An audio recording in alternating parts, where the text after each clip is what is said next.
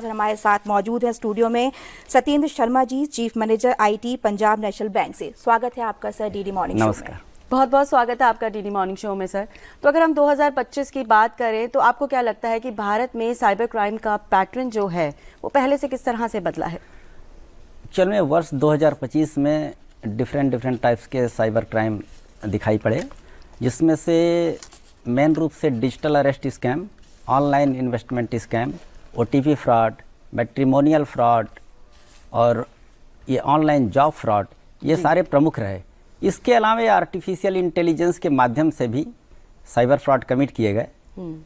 और वर्ष 2021 में जब हमारा CFC FRMS citizen financial cyber fraud reporting and management system start हुआ था, तो उस समय लगभग 4.5 लाख केसेज रिपोर्ट हुए थे। ओके। लेकिन वर्ष 2024 तक आते आते इनकी संख्या 22,68,000 के आसपास हो गई। ओके। और इसमें टोटल 23,000 करोड़ रुपए का नुकसान हुआ जी।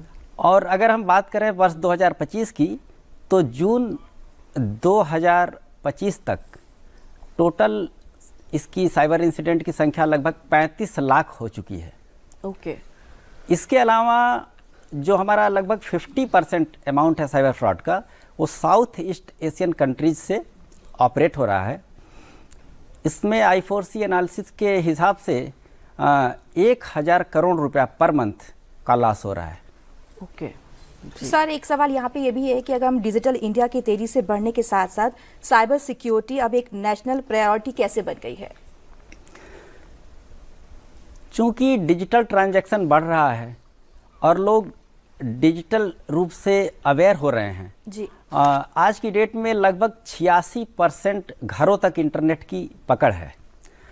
तो इसलिए साइबर सिक्योरिटी को, साइबर सुरक्षा को नेशनल सिक्योरिटी का एक अभिन्न अंग के रूप में हम कह सकते हैं जी। क्योंकि जब तक सभी लोग अवेयर नहीं होंगे, साइबर अवेयर नहीं होंगे, तब तक ये साइबर सुरक्षा सुनिश्चित नहीं की जा सकती है।